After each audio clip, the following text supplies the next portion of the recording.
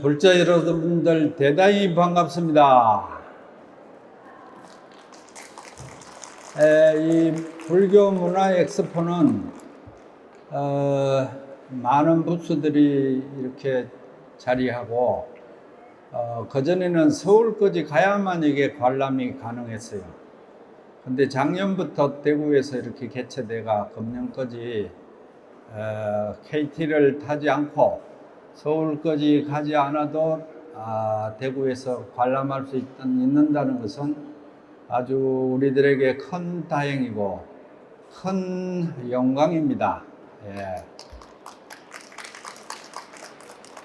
여러분들이 각 부스로 이렇게 다니시면서 관람하시고 또 쇼핑할 거 있으면 쇼핑도 하시고 그리고 불교 문화 전반에 대해서 이해의 폭을 넓힌다면 이 불교 문화 엑스포가 대구에서 개최된다는 것이 아주 큰 의미가 있고 해마다 개최될 수 있습니다. 그래서 대구 불자님들의 어깨가 대단히 무겁습니다. 많이 와서 보시고 또 많이 성황을 이루어 주셔야만 이게 지속적으로 연년이 개최될 수 있는 거죠. 자, 오늘 부처님 말씀을 전하겠습니다. 부처님 말씀에 이런 말씀이 있어요. 어두움 속에 보물이 있더라도 등불이 없으면 볼 수 없다. 부처님의 가르침도 설명해 주는 사람이 없으면 지혜를 얻을 수 없다. 맞습니까? 아무리 다이아몬드라든지 좋은 보석이, 값비싼 보석이 동굴 속에 있는데 빛이 없으면 볼 수 없는 것처럼 부처님의 법이 아무리 위대하고 크다고 해도 이 부처님 말씀을 진리를 이렇게 친근하게 쉽게 전해주는 사람이 없으면 부처님의 지혜나 진리를 알 수 없다. 눈에 티끌이 들어간 사람은 아름다운 경치나 색깔을 볼 수 없는 것처럼 마음을 맑게 하지 못하면 부처님의 진리를 얻을 수 없다라는 말이 화엄경에 있습니다. 저도 이걸 늘 감명 깊게 읽고 또 감동을 가지고 이런 사람이 되려고 해요. 또 이런 얘기도 있습니다. 아무리 가벼운 돌멩이라도 그냥 물 위에 던져버리면 퐁 하고 깔아앉지만 아무리 무겁고 큰 바위라도 배에 실으면 바다를 건너간다.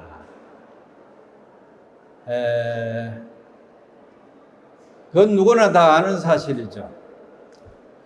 그런 것처럼 우리가 부처님을 만났다는 것은 또 불법을 안다는 것은 지혜의 배를 하나 얻은 것과 같아서 우리들이 이 험난한 사회를 살아가는 데 있어서 의지처가 되고 배가 되어가지고 고해를 건너갈 수 있다. 이런 말씀이 되겠습니다. 여러분들은 부처님을 만나고 부처님의 진리를 배워간다는 것이 하나의 큰 배를 만난 것과 같아가지고 세상을 살아가는데 아무리 어려워도 다 이게 건너갈 수 있어요. 한때는 괴롭고 힘들고 고독하고 외롭더라도 부처님의 그 큰 지혜의 배를 만나면 뭐 엔간한 바람이나 또 폭풍이나 이렇게 불어도 그걸 다 건널 수 있다는 것이죠. 오늘 오신 분들 보니까 인생을 꽤 많이 사신 것 같아요. 인생이 좀 무르익으신 것 같고 뭐 큰 근심 걱정이 없으신 것 같은데 이때까지 세상을 살아보이 살만합니까? 뭐 어렵습니까? 어떻습니까? 여기 있는 분들은 별 뭐 걱정이 없으실 것 같아요. 일찍이 부처님을 만나서 커다란 큰 배를 만나가지고 행복을 가꾸고 어려운 일을 뛰어넘을 수 있었다라는 이 부처님의 말씀이 저에게도 많은 감동을 줍니다. 그리고 이런 말씀 중에 또 부처님은 이렇게 말씀하십니다. 고해를 건너가고 전덕에 이르르고 고통을 건너서 행복에 이르는 길은 부처님이 이렇게 말씀하십니다. 모든 것은 인연에 의해서 생겨나고 모든 것은 인연에 의해서 소멸한다. 그냥 이루어지는 게 없고 배우자를 만나는 것도 인연이요, 자녀를 두는 것도 인연이요, 부모님을 만나는 것도 인연이다. 그래서 좋은 인연은 행복을 가져오고 악한 인연은 고통을 가져온다. 모든 것은 인연에 의해서 생겨나고 모든 것은 인연에 의해서 소멸하고 사라진다. 우리 부처님 큰 사문께서는 항상 이런 말씀을 하셨다. 이런 얘기가 전해집니다. 부처님의 상수제자 사리불과 목걸련이 처음에는 부처님이 제자가 아니었어요. 바라문교도, 지금으로 말하면 이교도예요. 부처님의 10대 제자인 부처님보단 같은 동년배에 살면서 다른 종교를 가진 뛰어난 그 사람이 사리불과 목걸련이었어요. 처음에는 부처님 제자가 아니죠. 근데 이 두 사람이 어느 날 길을 가다가 노란 가사를 입은 사람을 하나 보게 돼요. 근데 이분은 매우 그 몸에서 포미가 있어 보이고 엄숙해 보였죠. 그래서 사리불과 목걸련은 거의 호상한 인품에 매료돼 가지고 그 사람을 그냥 지나칠 수가 없었어요. 그래서 사리불과 목걸련은 이렇게 묻습니다. 당신은 무엇을 하는 사람이며 어떤 가르침을 배우고 어떤 분을 스승으로 모시고 있습니까? 내가 뵙기에 당신은 보통 사람이 아니고 몸에서 뭔가 이렇게 품위가 있어 보이고 건접할 수 없는 인품이 있어 보이는데 우리는 밤낮으로 수행을 해도 그 정도 이르지 못했는데 당신을 보니까 참 궁금합니다. 당신은 어느 분을 의지하고 섬기고 배워서 이렇게 됩니까? 우리도 배우고 싶습니다. 이랬거든요.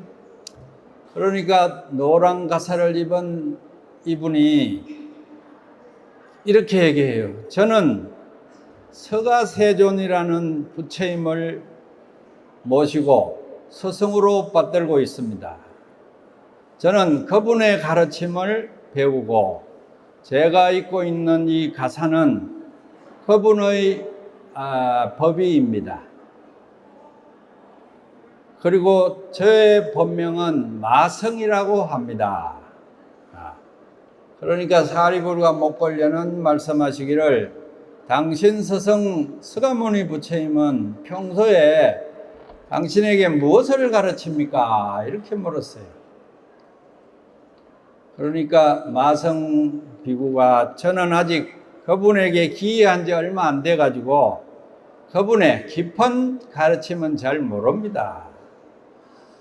그렇지만 한마디 정도는 일러줄 수 있지 않습니까? 이렇게 물었대. 그러니까 마성비구 하시는 말씀이 그분은 항상 이렇게 얘기하십니다. 모든 것은 인연에 의해서 일어나고 모든 것은 인연에 의해서 소멸한다. 우리 부처님 큰 사문께서는 항상 이런 말씀을 하십니다. 이걸 이제 한문으로 하면 어떤 말씀이냐 하면 제법 종년생하고 제법 종년멸하느니라. 아불대 사문은 상장여시설이니라. 항상 이렇게 많은 가르침이 있지만 보편적으로 이렇게 항상 설법하시고 이 말씀을 듣고 저도 제가 하는 언어나 행위를 함부로 할 수가 없었습니다. 그래 이제 이 말을 들은 사리불과 목걸려는 이 스님에게 감동을 받아 가지고 저도 당신의 스승을 뵙고 싶습니다. 이렇게 해서 그분을 따라가 가지고 부처님을 뵙고 제자가 되었다.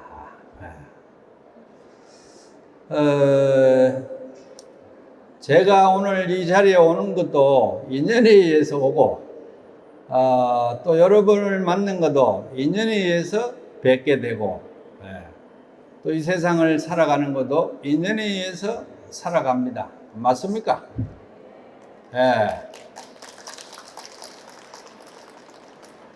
그러면 이런 인연을 우리는 좋은 인연으로 바꾸어야만 우리 남은 인생이 고통스럽지 않고 행복합니다.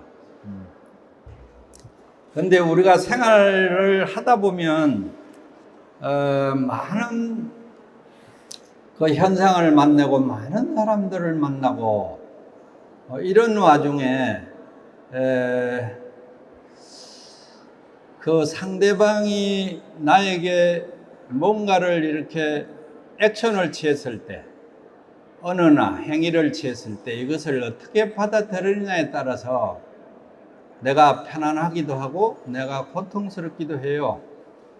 그래서 한 두 가지 정도 예를 들어서 말씀드릴까 싶어요. 하나는 부처님 살아계실 때 부처님께서 기원정사에서 설법을 하고 계셨어요. 기원정사는 지금도 인도에 가면 부처님이 52살부터 돌아가실 때까지 거기 사셨거든요. 아직도 그 터가 남아있고 부처님이 주무셨다는 그 향실이 남아 있습니다. 제가 인도 성지순례 갔을 때, 이 방으로 부처님이 걸어가시고, 이 안에서 주무시고, 이 안에서 나오시고, 또 이 우물가를 산책하시고, 많은 제자들에게 건강행을 설하시고, 또 많은 사람들을 교화했다는 그 장면을 만났을 때 그 감동은 이루 말할 것이 없습니다. 인도에 가면 부처님의 유적지가 8대 유적지가 그대로 고스란히 남아 있어요. 건물은 없지만 그 벽돌터가 그대로 남아 있는 거예요. 그 여러분들도 큰 마음을 내시가 적금을 붓든지 개를 모든지 하셔가지고 10박 12일 정도 인도 성지순례를 한번 다녀오시면 불자로서 이런 큰 감동이 있을까 이런 마음이 듭니다. 제가 한 두 차례, 세 차례 성지순례를 했는데 갈 때마다 그런 감동이 크게 느껴오는 것이죠. 그래서 부처님이 기원정사에 계실 때 이제 저처럼 부처님이 단상에서 1200 대중과 많은 신도들 앞에서 설법을 하고 계셨어요. 지극하게 설법을 하고 계시는데 가운데서 어떤 사람이 남자가 한번 딱 걸어와가지고 단상에 올라와서 설법하는 부처님한테 얼굴에다가 침을 탁 뱉어버려요. 그리고 옆에 있던 부처님을 시봉하는 아란존자가 그 광경을 보고 너무너무 놀라는 거죠. 예. 많은 대중과 청중 앞에서 그 어떤 남자가 와서 그 성자의 얼굴에 침을 뱉었으니 이게 보통 일입니까 이게. 예. 아란존자뿐 아니라 그게 법문을 듣는 모든 대중들이 전부 놀라는 것이죠. 야, 이건 대단한 일이다. 그런데 부처님은 어떻게 반응을 하실까가 이제 궁금해지는 거예요. 네. 여러분, 부처님은 어떻게 반응을 하셨을까요?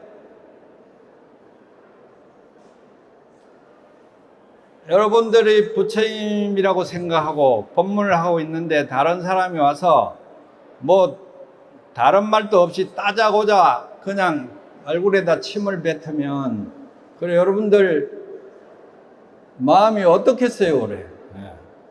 황당한 거죠. 내가 뭘 잘못했는가 아니면 내가 이 사람한테 뭐 죄진 게 있는가, 뭐 말 못할 사정이 있어서 이런가. 그래 부처님이 얼굴을 한 번에 딱 쓰다먹고 있는데 쓰다먹으면서 하는 말씀이 친구야 더 이상 할 일이 남았는가? 이게 전부인가? 침 뱉은 게 전부인가? 아직 더 나에게 욕설과 비난과 나쁜 행위를 할 일이 남았는가? 이렇게 묻는 거예요. 할 수 있으면 해보라는 거죠.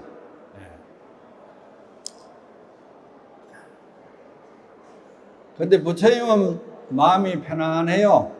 그것을 다 받아들이고 다 수용할 수 있는 거예요. 이게 부처님 마음이에요. 그런데 옆에 있는 대중들과 아란존자가 분노하고 막 이렇게 그 사람들을 제압하려고 하고 막 단상에서 끌어내려고 하고 이런 이제 상황이 벌어지는 것이죠. 그래서 부처님께서는 아란존자에게 이렇게 말씀하세요. 아란존자야, 너는 후도자다. 언제 어디서든지 이 사실을 잊지 말고 대자비심을 가지고 그 마음을 다스려라. 네가 이 사람과 같이 행동한다면 너는 수행자가 아니고 내 제자가 아니다. 아란존자 이 사람의 눈을 봐라. 핏발이 서 있고 부들부들 떨고 있다. 이 사람이 침을 뱉기 전에 기뻐하고 즐거워하고 보통 사람처럼 있었다고 생각하느냐? 아닐 것이다. 그는 밤새도록 한숨 잠도 못 자고 나를 미워하고 미칠 것 같은 마음의 상태에서 오늘 와서 이런 난폭한 일을 했을 것이다. 오늘 내 얼굴에 침을 뱉는 것은 그 분노한 마음의 결과일 것이다. 그러니 오히려 이 가엾은 사람 입장에서 자비심을 가져라. 더 이상 무슨 벌이 필요하겠느냐? 나는 그저 얼굴에 남은 침을 닦아내면 그만 아니냐? 그러니까 아란존자가 아닙니다, 스승님. 이 사내를 지금 혼내주지 않으면, 그냥 보낸다면 다음에 또 이렇게 할 것입니다. 아나나 잘못을 저지르는 것은 이 사람인데 왜 그대 자신이 벌을 받고 있느냐? 나는 그대가 지금 부들부들 분노를 끓고 있는 것이 이 사람보다 네가 더 안타깝다. 그래서 같이 행동하지 마라. 네가 이 사내를 끌어내고 또 제압하고 폭행한다면 이 사내의 행동과 너의 행동이 무엇이 다르겠느냐? 그런데 이 말들은 옆에 사람이 굉장히 마음이 당황해요. 내가 분명히 부처님한테 얼굴에 침을 탁 뱉으면 많은 사람들이 와서 나를 제압하고 막 비난하고 끌어내고 막 난리 났을 텐데 결과는 그 반대예요. 조연해 그냥. 도로 부처님이 아랑과 대중을 평온하게 잠재우고 안정시키고, 대불자는 대자비심으로 그 마음을 무장해서 이 사람을 편안하게 해줘라. 이 사람은 뭔가 이유가 있을 것이다. 오죽했으면 부처님이 나에게 침을 뱉었겠느냐. 이것은 분명히 이 사람이 뭔가를 의미하는 것이 있을 것이다. 거기에 말레들지 말고 동요하지 말아라. 이렇게 얘기하셨어요.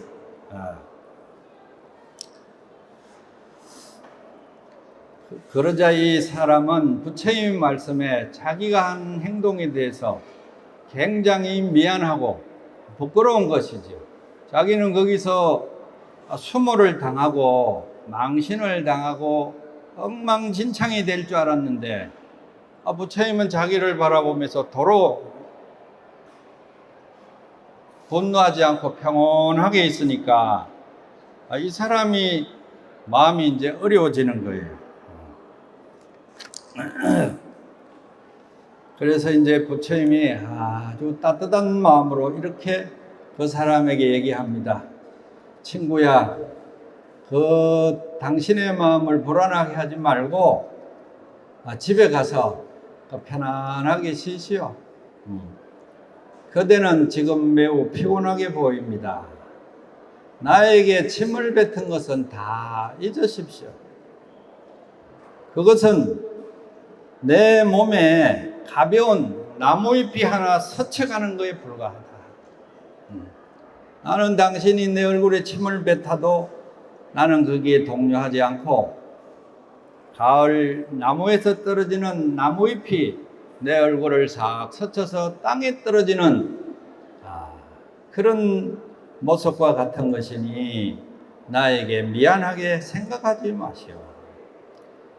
나도 더 나이가 들어서 죽음을 맞이하고 내 가루가 땅에 묻힌다면 그 위를 나무잎도 덮을 것이고, 또 많은 사람들이나 짐승들이 위를 밟고 갈 것이고, 여러 가지 오염될 것인데, 그대가 침을 뱉은 것은 그러한 일에 불과한 것이다. 만약 여러분들이 이런 광경을 맞이한다면 부처님처럼 그렇게 생각하고 말씀하실 수 있겠습니까? 여러분들에게 침을 뱉는 것은 고사하고, 여러분들에게 인격적인 모욕적인 말만 하나 들어도, 마음에 들지 않는 말만 하나 들어도 여러분들은 참지 못하고 아마 맞짱 뜨실 거예요. 네가 뭔데 내한테 이렇게 얘기를 하느냐? 네가 뭐가 잘됐길래 내한테 이렇게 폭언폭행을 할 수 있느냐?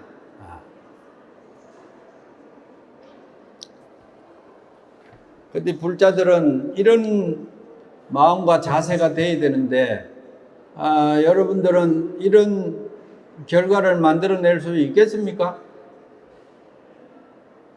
아마 여기서 아무도 없을걸요. 아마 듣기 싫은 말만 해도 뭐 며칠 안 보는데요. 어떤 사람은 한 달 안 보고 어떤 사람은 석 달 안 봅니다. 이렇게 얘기하는 위에 있는 이 법사도 누가 듣기 싫은 소리 하면 아마 감당하기 어려울 겁니다. 이 사람은 부처님의 말씀을 듣고 자신도 모르게 눈물을 흘리면서 집으로 돌아갔습니다. 그리고 집에서 휴식을 취하고 저녁이 됐는데 그냥 있을 수가 없어요. 부처님한테 너무 미안한 거죠.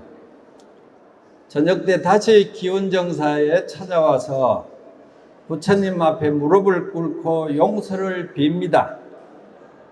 용서해 주십시오. 제가 한 행위가 너무 지나쳤습니다. 부처님에게는 해서는 안 될 짓을 했습니다. 너무나 큰 죄를 지었습니다. 부처님이 용서를 해 주셔도 저는 그 용서를 감당하기가 참 어렵습니다. 제가 한 짓은 씻을 수가 없습니다. 그러자 부처님은 이렇게 말씀하십니다. 친구야, 내게는 그대를 용서하는 문제가 하나도 남아있지 않다. 그것은 내가 잘한 일도 아닌데 어떻게 무엇을 용서해 준다는 말인가? 친구야, 이 일은 오히려 좋은 일이 되었다. 침을 뱉은 그대의 얼굴이 지금 보니까 더 침착하고 편안해 보인다. 부끄러움도 알고 용서도 빌고 당신은 나에게 침을 뱉기 전보다 더 평화로운 마음이 찾아왔다. 그래서 그 결과가 훨씬 더 자네에게 이익이 됐다. 이제 기쁜 마음으로 집에 돌아가라. 나는 당신을 용서한다, 안 한다. 그런 그 마음이 없다. 본래 당신을 미워하지 않았기 때문에 용서할 일도 없는 것이다. 다만 애처로울 뿐이다. 그런데 그 애처로운 마음이 당신이 뉘우치고 부끄러워하고 그리고 나와 모든 사람들에게 용서를 빌었으니까 거기 당신이 더 교화되고 잘된 일이 아니냐. 그 기쁜 마음으로 평화로운 마음으로 집에 돌아가서 훌륭한 삶을 사십시오. 그리고는 다시는 어디 가서 이런 행동을 하지 마라. 분노는 그대 스스로 파멸시키고 그대의 삶을 고통스럽게 할 뿐이다. 그대가 의도가 있어서 나에게 얘기했겠지만 앞으로는 그런 일을 두 번 다시 하지 말아라. 이렇게 말씀하셨거든요. 이 말씀을 왜 드리냐 하면 모든 것은 인연에 의해서 일어나고 인연에 의해서 사라진다고 그랬잖아요. 그래서 이 부처님 얼굴에 침을 뱉은 이 사건이 우리 보통 일반 사람 같으면 이게 큰 문제가 됐죠. 아마 그 여당 대표가 야당 대표 단식하는 데 가서 무슨 이런 단식을 지금 하고 있느냐, 나라를 안 돌보고 사법 리스크를 피하려고 이래 단식하느냐 이러면서 침을 한번 뱉었다고 그래 봐요. 가만히 있겠습니까? 온 신문에 나고 벌떼처럼 일어날 텐데. 그리고 지금 여기 계시는 우리 불자님들도 여러분들에게 그 비난의 말씀을 듣거나 누가 나에게 폭행을 했거나 했을 때 과연 여러분들의 마음은 어떤 마음으로 받아들이고 반응을 할 것인가? 과연 우리도 부처님처럼 이래 넓은 마음의 소유자가 되겠는가? 바다처럼, 큰 하늘 허공처럼, 큰 호수처럼 이런 마음의 불자일 수 있겠느냐? 그래서 부처님은 일어난 이 일이 아주 그 사건을 악화시키고 불행하게 할 수도 있었지만 부처님의 그 평화로운 처신에 의해서 이 사건은 고통과 불행해지지 않고 더 평화롭고 더 행복해진 것이죠. 맞습니까? 네, 여러분들도 이제 앞으로 살아가면서 여러분들에게 누가 싫은 말씀을 하신다거나 비난을 하신다거나 마음에 안 든 말씀을 듣더라도 절대 흔들리지 말고 이 말씀을 기억하면서 그렇게 행위를 해주시면 불자다울 것입니다. 그 부처님이 좀 바보 같지 않습니까? 제가 볼 때는 부처님 바보 같은데요. 예? 근데 이 마음은 보통 사람은 이렇게 못 가집니다. 부처님은 마음이 바다처럼 넓고 허공처럼 넓기 때문에 어떤 일이 일어나도 절대 분노하지 않아요. 그걸 다 받아들이고 다 수용하시고 그냥 이렇게 미소로서 그 사람을 애처롭게 애민히 여긴다 이 말이에요. 여러분들이 아들, 딸이 크고 잘못했을 때 일어나는 마음이 뭐예요? 애민한 마음이다. 애잔한 마음이잖아요. 애잔한 마음이 애민한 마음이다. 그래서 부처님은 이런 그 사건을 만났을 때도 당황하지 않고 애민한 마음으로 슬기롭게 해가지고 도로 그 사람을 감동시켜가지고 이교도에서 불자를 만들었잖아요. 이런 걸 우리는 배워야 되는 것이죠. 이런 마음을 이제 정치 지도자들이 배워야 되는 것이다. 윤석열 대통령 앞에 가서 이 얘기를 해야 될지 어디 가야 해야 될지 모르겠습니다. 이거.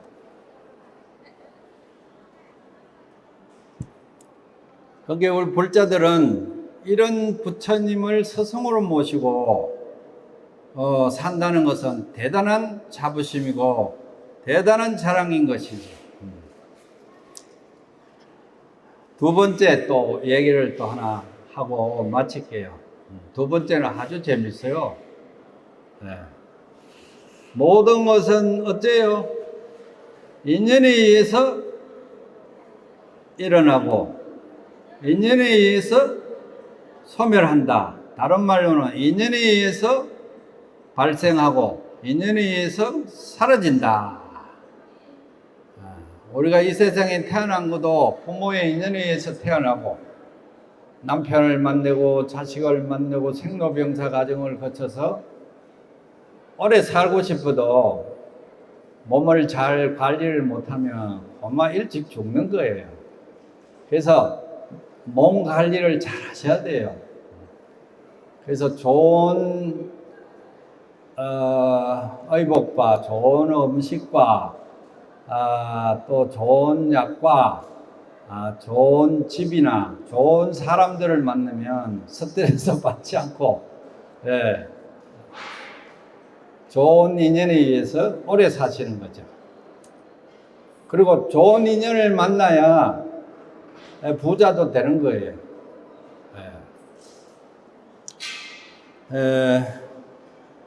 옛날에 조실 부모하고 어려서부터 남의 모섬살이를 하고 이렇게 살았던 사람이 있습니다.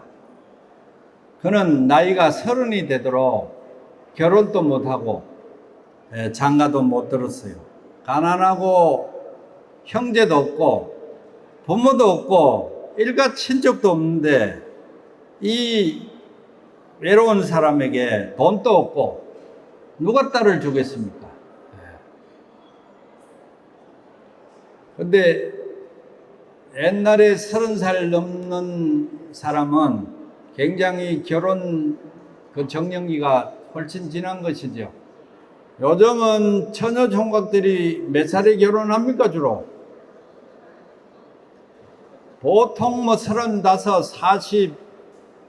40 중반, 어떤 사람은 50도 넘어요. 결혼을 할는지 안 할는지 알 수가 없어요. 그런데 이 사람은 가난하고 형제도 없고 참 외로운 사람이라서 이런데 요즘 사람들은 그렇지 않아요. 부모 형제도 다 있고 또 돈도 많이 벌어놓고 아파트도 사놓고 차도 사놓고 이래도 이제 결혼을 못하네 이게. 여러분들 가정에 결혼 못한 자녀들이 있습니까? 그 해결 좀 합시다.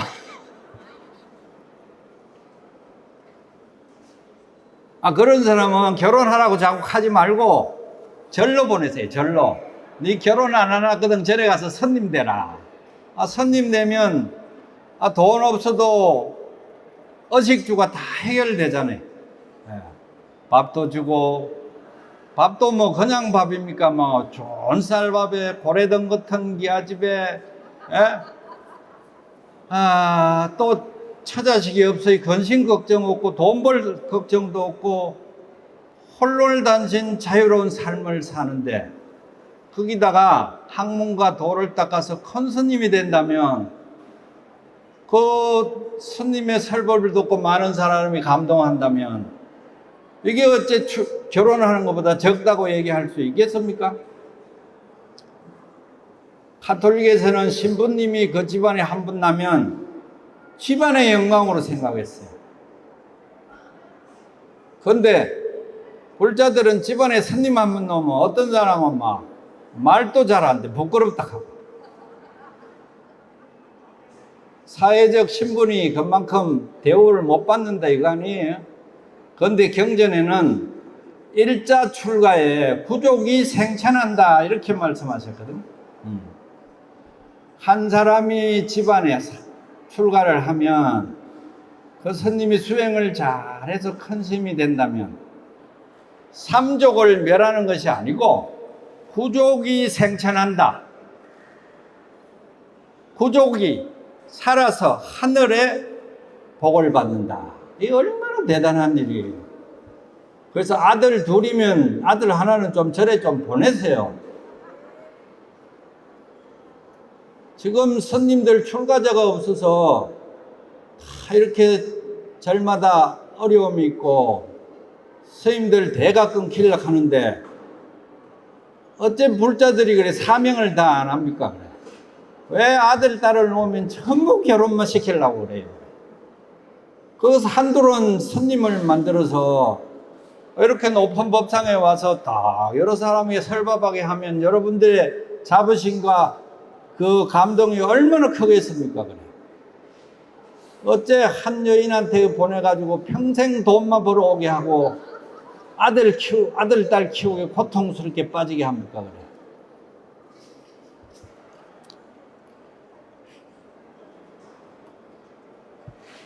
절에 좀 보내주이소. 결혼해가지고 잘 못 살면 결혼 모르고 절로 보내세요. 그래 불교가 좀 발전이 있습니다. 나이가 많아도 됩니다. 다시 본문으로 돌아와서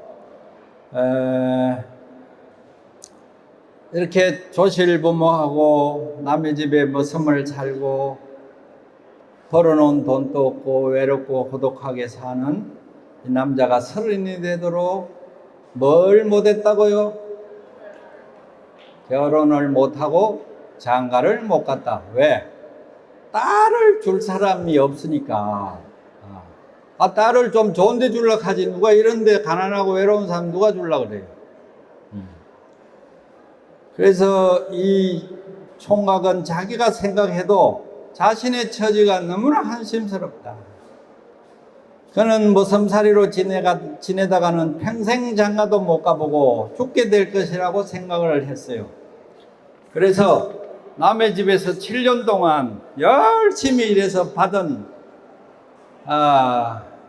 그 돈을 어느 절에 용하다는 스님한테 가서 갖다 드렸어요. 그리고는 그 스님에게 여쭤봤어요. 스님, 이게 제가 7년 동안 벌은 모은 돈인데 이걸 다 드릴 테니 저에게 좀 장가 갈 수 있도록 길을 좀 알려주십시오. 이렇게. 그 돈을 나한테 좀 갖다 줬으면 내가 좀 잘 보내줄 텐데 어느 스님한테 갖다 줬는지 모르겠네. 그래서 스님이 7년 동안 벌은 돈이 얼마쯤 되겠습니까? 요즘 돈으로 하면 한 5천만 원쯤 되는 것 같아요. 그래서 스님이 5천만 원을 그대가 아깝지 않게 다 준다면 내가 결혼할 수 있는, 장가갈 수 있는 방법을 알려주겠다 이랬거든. 그러면 5천만 원을 줘야 돼요, 안 줘야 돼요? 아이, 5천만 원이나 주면서 어떻게 이걸 줄 수 있어요? 5천만 원 주고 방법을 알려준다 해도 그 방법이 통할지 안 통할지 어떻게 알고? 예. 그렇지만 이 총각은 너무나 절실했기 때문에, 예. 평생 뭐 장가도 못 가고 늙어 죽을 판인데, 예. 그래서 5천만 원을 다 드리고 길을 알려 주십시오. 그래 스님이 시자 보고, 시자야 가서 지필묵을 가져오너라. 붓하고 먹하고 벼루를 가져오너라. 그래 가져와서 딱 먹을 갈아가 붓을 딱 놔두니까 글을 썼어요. 그게 방법이에요. 뭐라고 썼는지 아십니까? 딱 붓을 들어가 착 썼어. 컨대자. 그 다음에 넓을 광자. 그 다음에 비광자. 한자 쓰는 게 이 총각한테는 이게 뭐 금빛처럼 이게 기대가 큰 것이죠. 컨대자, 넓을 광자, 넓을 방자, 빛광자, 붙여불자, 빛날 화자, 엄숙할 엄자. 그 다음에 뭘까요? 경전할 때 경. 그 합하면 뭐예요? 대방광불환경, 대방광불화엄경. 7자를 한문으로 딱 써주고 이걸 가져가서 열심히 외워라. 열심히 외우는데 속으로 외우면 안 되고 소리내서 큰 소리로 죽자사자 외워라. 이제 일하지 말고 이제 근심 걱정도 하지 말고 장가 안 간다 뭐 외롭다 사지 말고 요놈만 벽에 딱 갖다 붙여놓고 딱 보고 밥만 먹고 요놈만 열심히 읽어라. 뭐라고 읽는다고요? 근데 대방광불환경이 부처경전 중에 대학원 포스에 제일 높은 경전이에요. 아함경, 방등경은 제일 먼저 설하신 경이고 이 화엄경은 부처님이 깨닫고 제일 먼저 설하셨는데도 제일 높은 경전이에요. 그리고 경전도 80건이나 돼요. 너는 화엄경 80건을 다 외우려 하지 말고 요 제목만 외워라. 밤낮으로 소리내서 외워라. 그러면 5천만 원 이상의 효과가 있을 것이다. 그래 여러분들은 5천만 원 갖다 주고 뭐 대방광불환경 글자 준다고 여러분들이 그 당사자가 됐었다고 생각한다면 그래 여러분들은 그걸 수긍하고 받아 가시고 읽겠습니까? 아이고, 어떤 사람은 집어 던지고 돈 도로 내놓으라 그러죠. 아마 대부분은 이게 무슨 방법입니까? 이게 사기치는 것이지. 그 도로 주고 돈을 아마 받아 갈락할 겁니다. 근데 그래도 이 사람은 성건이 있었던지 스님이 이렇게 얘기할 때는 분명히 이유가 있었을 것이다. 그렇게 이제 얘기하고 그 글자를 받아와서 집에 벽에 갖다 붙여놓고 열심히 해왔어요.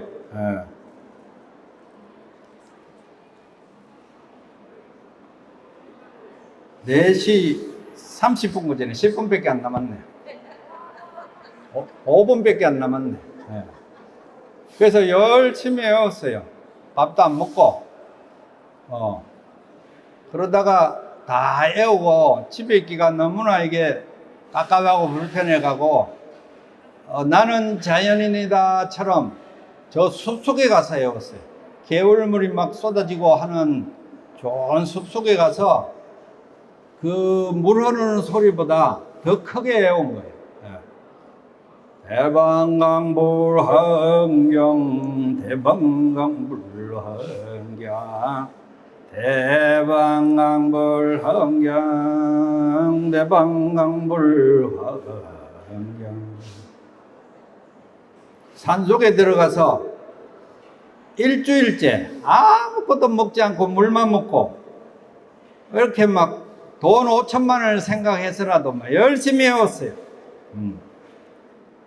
그러다가 얼마나 열심히 했는지 자기도 모르게 쓰러져서 잠이 들었어요.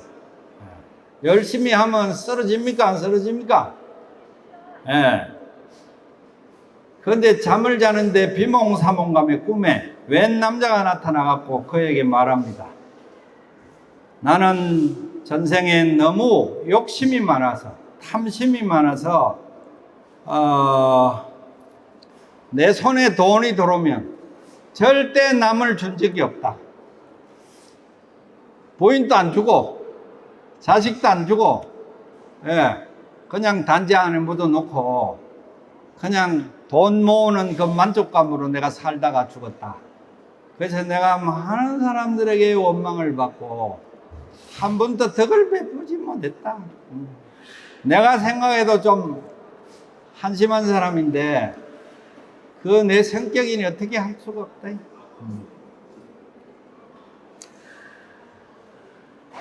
그래서 그 갑으로 내가 죽어가지고 뱀이 됐다. 뱀이 돼가지고 이 개울바닥에 지금까지 살고 있다. 그 돈을 생각하면서 죽어도 돈을 생각한다. 살아도 돈 생각, 죽어도 돈 생각 때문에 뱀의 몸을 받고도 마음을 회심하지 못하고 돈 생각하니까 뱀 몸을 벗어날 수가 없다. 그런데 이 개울바닥에 있는 큰 바위, 작은 바위가 모두 검덩이입니다. 검덩어리입니다. 그래서 내가 더 못 떠나고 있는 것입니다. 그런데 그대가 큰 소리로 대방강불 환경을 일년 일주일 동안 듣고 나니까 내가 문득 내 자신의 어리석음을 깨닫고 나는 이제 천상에 태어나게 되었어. 당신이 나를 구제해 준 사람이야. 당신이 일주일 동안 이 계곡에 와서 하도 대방강불 환경을 불러대니까 그래서 내가 그만 해탈을 했어. 내 마음이 맑아졌어. 이제는 뭐 이 계곡에 큰 바위 작은 바위가 다 검덩이라도 나는 이제 탐이 나지 않습니다. 당신의 공덕으로 내가 천상에 태어나게 됐으니까 이제 내가 죽고 나면 당신이 여기 있는 것을 전부 해가지고 와서 큰 부자가 되십시오. 내처럼 살지 말고 당신은 이걸 가지고 와서 인심도 쓰고 부인이 놀락하면 놀락하는 대로 주시오. 부인한테 좀 돈 좀 시큰 좀 주시오. 애달구지 말고. 그리고 자녀들이 놀락하면 주고 부모님이 놀락해도 얼마든지 주고 원 없이 사시오. 당신이 5천만 원 드리고 대방강불 환경을 그래 샀는데 아마 그 5천만 원보다 몇백 배나 재산이 나갈 겁니다. 나는 당신이 너무 감사합니다.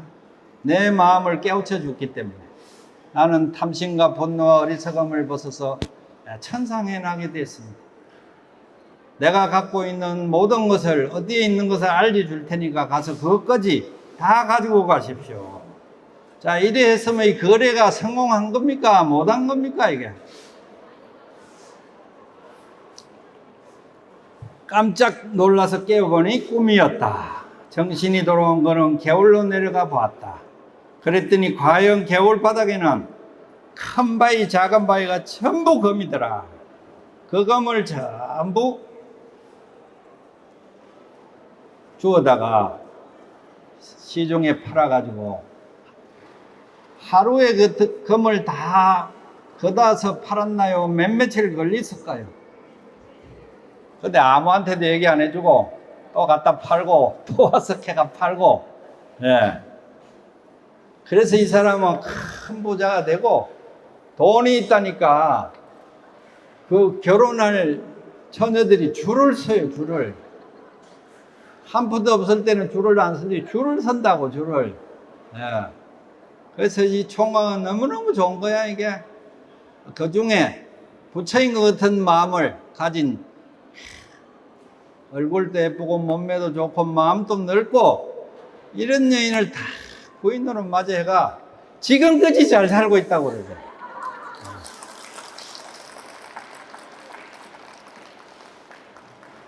대방강물 환경 7자만 외운 공덕이 이와 같이 크다. 대방강물만 뭐 애워도 되지만 모범연화경을 외워도 이와 같고 건강반야 바람일경을 외워도 이와 같은 현상이 일어나고, 절에서 아침 저녁 또 여러분들이 법회 때 가면 일령 경전이 뭐예요? 마하반야, 예, 마하반야 바람일다 신경만 내워도 이런 현상이 일어나요. 그래서 여러분들은 지금 가난한 사람이 아니에요. 다 뜻을 이루고 다 만족할 수 있는 이런 부처님 세계에 들어와 있는 거예요. 그 마음을 넓게 쓰면 그렇지. 예. 그래서 환경은 80권인데 부처님이 9번에 걸쳐서 7장소에서 환경을 설하셨어요. 그래서 이거를 칠처구회라고 합니다. 예. 그리고 이 환경을 최소 단위로 요약해 놓은 것이 신라 때 의상스님이 당나라에 유학 가서 종남산에서 지엄선사한테 환경을 다 배우고 통달하시가 거기서 지은 개송이 있어요. 그게 뭐예요? 의성조사 법성계예요. 법성계는 여러분들 아시죠? 예. 법성원용 무의상제법부등본래적 시간상 다 못하고 그 중간에 이런 얘기가 있어요. 우보익생만어공 중생수기 덕닉이니라. 요거 말키주고 가려고요. 이게 뭐냐 하면 우보익생만어공, 하늘에서 보배로운 비가 땅에 차별 없이 가득 내리지만 중생수기 덕닉이라, 중생들 그 그릇에 따라서 그 비를 받는 양이 틀리더라 이 말이에요. 맞아요, 안 맞아요? 그 마음이 작은 사람은 부처님의 공덕을 적게 받을 것이고, 마음이 큰 사람은 뭐 엄청나게 무한대로 받는 것이죠. 그래서 5천만 원을 갖다 주고 대방강물 환경을 받은 사람이 돈이 아깝지 않다 하고 스님이 이렇게 방법을 내드린 데는 의미가 있을 것이다 생각하고 좀 의심은 가지만 열심히 했기 때문에 지금까지 뭐 하고 있다고요? 좋은 부인 두고 자녀 두고 지금부터 잘 살고 있어요. 이거 마치고 그 사람한테 우리 한번 찾아가 봅시다. 예, 오늘 감사합니다.